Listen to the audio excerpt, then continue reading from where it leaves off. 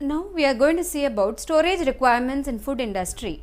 All catering establishments, irrespective of the volume of food handled, should have adequate temperature controlled storage facilities to protect food from any kind of spoilage. Temperature controlled storage facilities include a dry food store, refrigerated stores and deep freezers.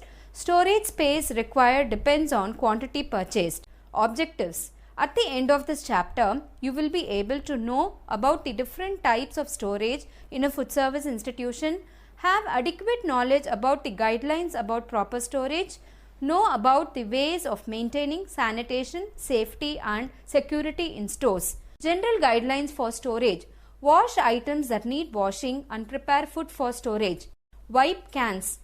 Rotate food supplies using the first in first out basis method. Goods should be placed in the order received. Date goods on receipt and place new deliveries in the rear of the store. The best before or use by date should be marked on the product. Store foods in areas designed for storage only and not in the kitchen and larder. Each storage area should be separate. Keep all goods in clean wrappers or containers. Dirty wrappers attract pests and contaminate food. Use waterproof and airtight material. Check packets before storing them. Keep storage areas clean and maintain a regular cleaning schedule. Keep vehicles used for transporting food within the establishment clean. Access to the food stores should be restricted to prevent pilferage and to control stocks. Periodic inspection and turnover of foods is necessary to check their condition. Maintain appropriate temperature depending on the type of storage. Avoid overcrowding of stored food and overstocking. Adequate air circulation and ventilation is necessary.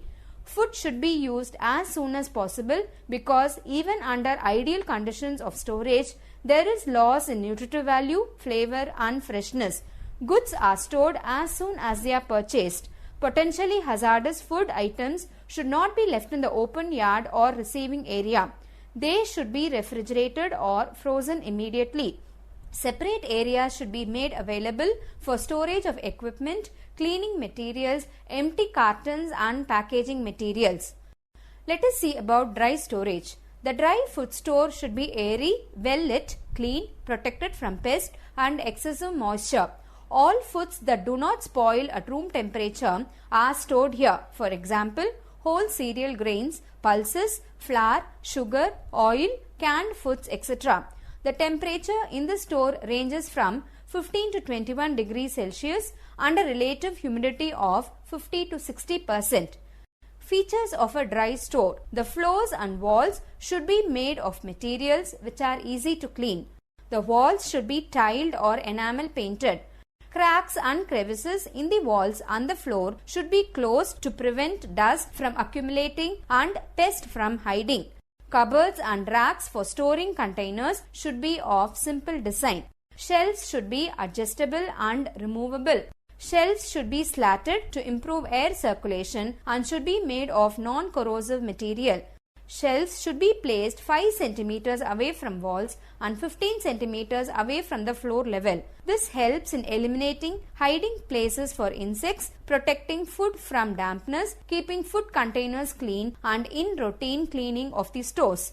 Doors should be self-closing and windows should have frosted glass to keep out light which would otherwise change the color of the spices and turn fat and oil rancid. The containers used for storage should be in good condition. They should be easy to clean, impervious and made of non-corrosive and rust-proof material. If galvanized or enamel, they should not be chipped. Each container should have a metal scoop in it. Lids should be tight-fitting, moisture-proof, preferably hinged and self-closing. All stocks should be inspected once a week. Damaged goods should be discarded at once to prevent further spread of damage. Next is refrigerated storage. The term refrigerated store includes the domestic refrigerator, reach-in refrigerator, the walk-in chiller, the cold room and refrigerated display cabinets. Storage of foods at refrigeration temperatures retards bacterial growth but cannot undo any damage already done.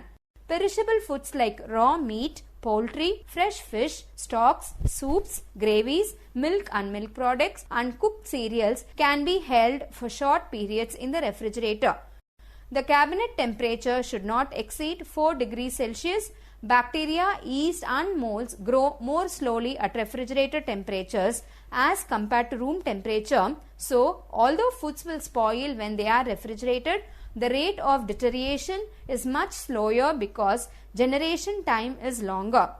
The maximum storage time in the refrigerator at ideal refrigeration temperature for some perishable foods are shellfish 1 day, raw fish 2 days, minced meat 1 to 3 days, cooked fish 3 days, poultry 2 to 3 days, eggs 14 days, meat 3 to 5 days, milk 3 to 7 days, curds 5 to 15 days, paneer 5 days, cheese 3 to 4 weeks and cream 3 days. The ideal refrigeration temperatures for specific foods are fish -1 to 1 degree Celsius, meat and poultry 0 to 2 degrees Celsius, dairy products 3 to 4 degrees Celsius, fruits and vegetables 4 to 7 degrees Celsius. The temperature of the refrigerator should be checked regularly by placing a thermometer in the warmest part of the refrigeration unit. If temperatures below 5 degrees centigrade are not maintained, it needs to be checked. The likely reasons for this inadequate cooling could be opening the refrigerator very often, leaving the door open for long, placing hot foods in the refrigerator. The refrigerator should be cleaned inside out. Cleaning should coincide with the defrosting. The time for cleaning should also coincide with the time when the refrigerator is relatively empty. This makes the task easier and minimizes chances of contamination of food. All shelves and trays should be removed and washed in a warm soda solution, dried and placed. The floors and walls should be mopped and brushed. This cleaning should be done weekly for large refrigerators and fortnightly for smaller ones to prevent food stored in it from developing fridge odor. Operating procedure. The refrigeration unit should be placed in an airy and well ventilated place away from any source of heat. It should not be overcrowded as this hampers the circulation of cold air. Milk and milk products should be tightly covered to prevent absorption of odor and should be kept away from foods with a strong odor. Prepared food should be stored above and not below raw food to prevent cross-contamination. Food stored in glass or metal containers should be stored in the lower part of the refrigerator to prevent condensation wings from affecting other food items. The refrigerator should be opened for the shortest possible time and the door should not be left open. Liquids, meat, fish and poultry should be placed in the coldest part of the refrigerator closest to the coils. Foods to be stored for the longest time should be stored at the coldest temperature. Foods should be stored in clean covered containers and not in their original pack or can. Covering food protects it from cross-contamination, drying out and from absorbing odors. Do not use refrigerator to cool foods which are at high temperatures. The escaping steam will not only increase the frost formation on the coils but will increase the temperature inside the refrigerator, thus favoring the growth of dormant microbes. In walk-in coolers, store foods away from the walls and floor. Hang meat and poultry on hooks for better air circulation. Do not refrigerate canned and bottled foods unless specified on the label. The refrigerator should be defrosted regularly to prevent ice building up on the refrigeration coils. Additional ice on the coils reduces the efficiency on the refrigerator. Green leafy vegetables and mushrooms should be stored in perforated polythene bags to prevent spoilage by moisture accumulating in the bag. Extra moisture accelerates the growth of microorganisms. Never use a sharp instrument to remove frost from the coils or frozen foods that is stuck to the coils, as this can damage them. Use a tray of warm water instead.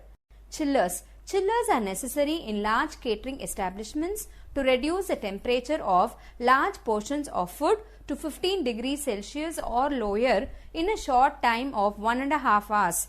Once chilled, the food can be promptly refrigerated. The walk-in chilling room contains a refrigeration unit and a fan to circulate cold air. Freezer storage. The term freezer store includes the commercial deep freezing cabinets, walk-in freezers, open-top display freezers, blast freezers, and the frozen food storage compartment of the domestic refrigerator. The freezer store is used for preserving food for longer periods than the refrigerator, the temperature being so low that food turns into ice and is maintained in that state. This preserves the color and flavor of food better than the refrigerator, especially if the food is blast frozen. Most bacteria can survive the freezing process and remain dormant for months or years in frozen foods. Only fresh, high quality foods should be frozen because freezing cannot improve the quality of contaminated food. When frozen food is thawed and the temperatures reach the danger zone, the dormant bacteria starts multiplying rapidly. Therefore, food should be thawed properly before being cooked. Foods to be stored in the deep freezer should be at room temperature and wrapped in moisture-proof material to prevent dehydration and to keep odor and contaminants away. The wrapping should be airtight. All packets should be labeled and dated before being frozen. The temperature of the deep freezer varies from -6 to -25 degrees Celsius or lower, as in the case of blast freezers. In blast freezers, it may be lower than -35 degrees Celsius. Guidelines for freezer storage. The temperature should be maintained at -18 degrees Celsius to keep the food safe, and the thermostat and the thermometer should be checked regularly.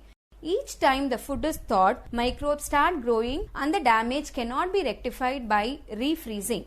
When thawed food is refrozen, the process of refreezing is relatively slow and results in the formation of large ice crystals, which affects the texture of the food when it is thawed again.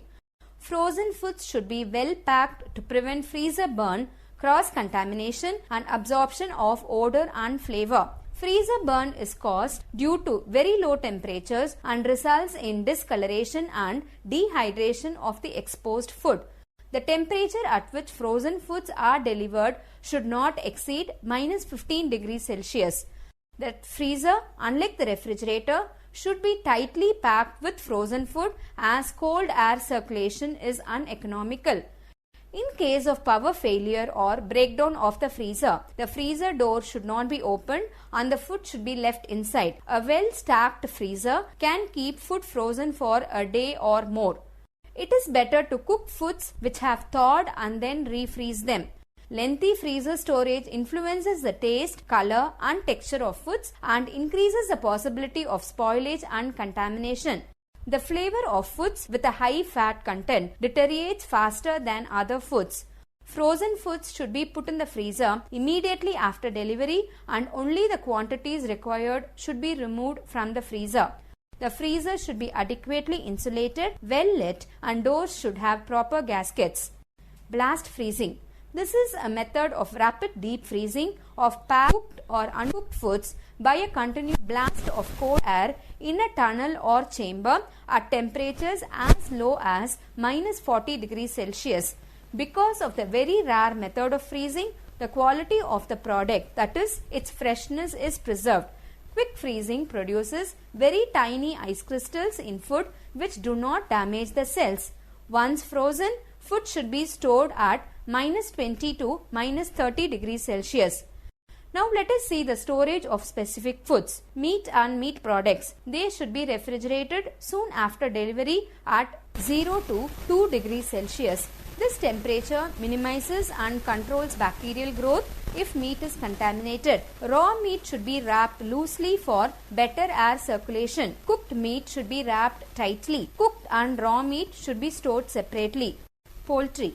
They are more perishable than meat and should be stored at 0 to 2 degrees Celsius. Whole dressed birds may be loosely wrapped in wax paper or aluminum foil and should be refrigerated for 3 days. Frozen poultry is stored at a temperature of -18 degrees Celsius and should be cooked soon after thawing. Be used 6 months after processing. Eggs. They should be stored at 4 to 7 degrees Celsius. Always refrigerate eggs. Eggs stored in the refrigerator can stay fresh for 2 weeks, 3 days at room temperature. They should be stored with larger end up. At 2 degrees Celsius, eggs may be stored for 9 to 10 months. Treatment with pure, colorless, odorless mineral oil increases shelf life by several months. Seafoods. These should be stored at 0 degrees Celsius. Fresh fish covered with ice may be stored for 3 days. If kept at 0 degrees Celsius without ice, then fish should be used within 24 hours. Dairy products.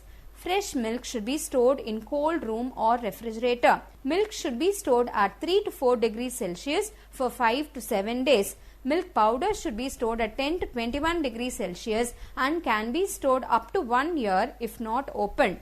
In general, vegetables should be stored at a temperature of 4 to 7 degrees Celsius. Onions and potatoes should be stored in ventilated containers in a cool, dark place. Potatoes and other vegetables should be stored in sacks if purchased in bulk. As vegetables respire, they require ventilated storage. They should be stored on wire racks adequately above ground level. Cabbage and green leafy vegetables should be used as soon as they are received or else emptied on the racks and refrigerated. They should be checked thoroughly if they are to be held for a day or two. Danger zone. The food handler should always remember that food cannot be stored indefinitely as all foods will ultimately spoil. Bacteria is present everywhere.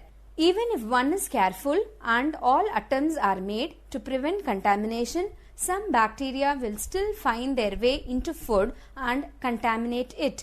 It is therefore necessary to prevent multiplication and contamination at every step of food preparation with the help of appropriate time temperature control.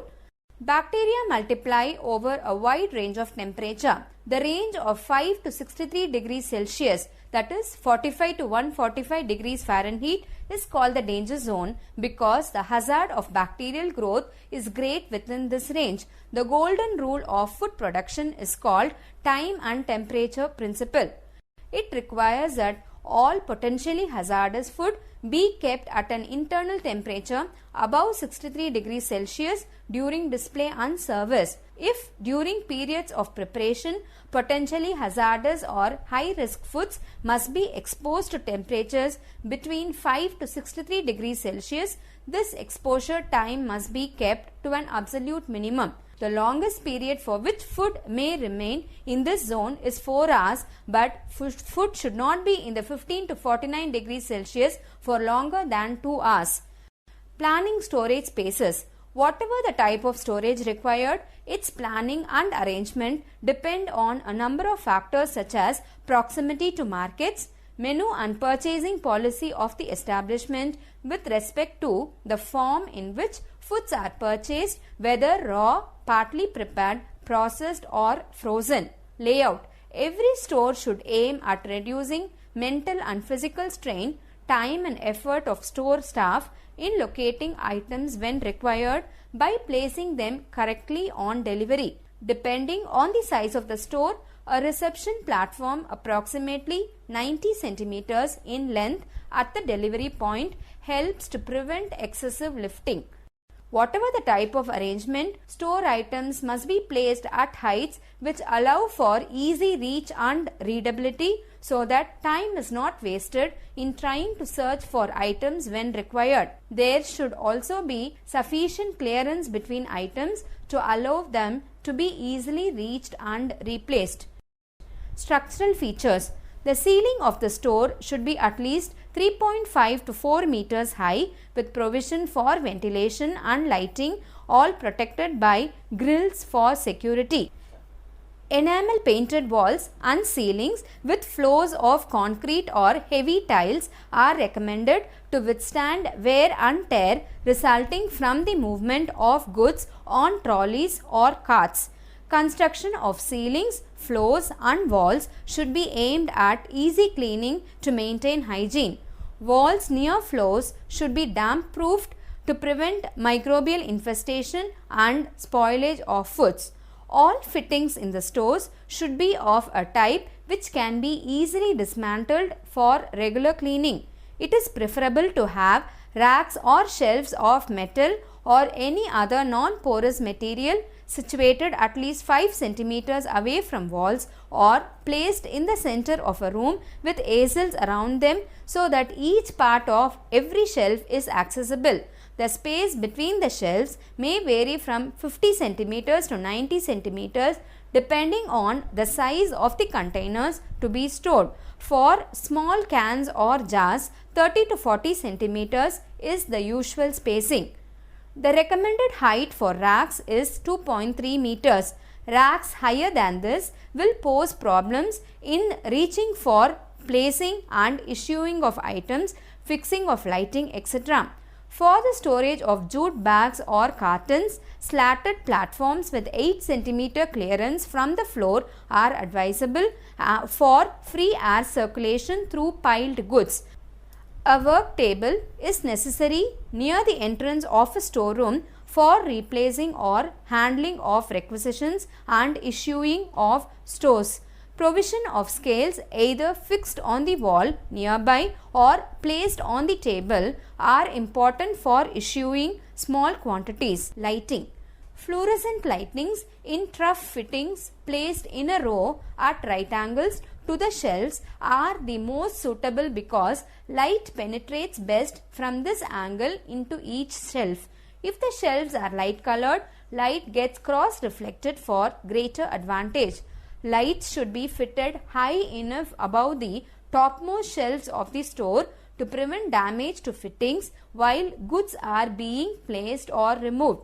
Lights fitted too close to food items also generate heat which can affect the quality of the stocks. Ventilation. Windows and exhaust fans provide suitable ventilation for storage, but these should be situated high up on the walls to provide ample and uninterrupted circulation of air while preventing direct draughts on the food stored. Now let us see the dimensions for storages. Dimensions for storages should take into account freedom of movement between aisles in a storeroom. Where trolleys or carts are used, the dimensions need to be adjusted to requirements. In no case should passages allow movement of one person at a time.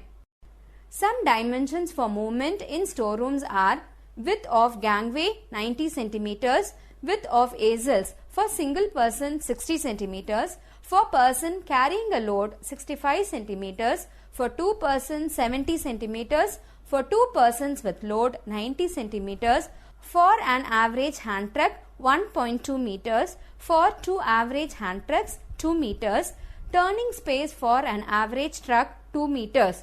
Door openings should be large enough to allow free passage of supplies and equipment. This is usually 3.5 feet, that is 1.07 meter for single, and 5 feet, that is 1.52 meter for double doors.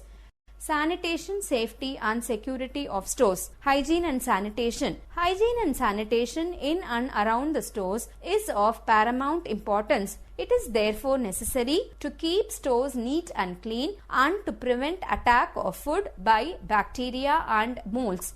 Dry food stores should be fly-proofed and walls treated with suitable insecticides. All stores should be guarded against rodents and pests to safeguard both staff and customers against infested and contaminated food. It is good policy to formulate a schedule or chart for regular cleaning and maintenance of stores.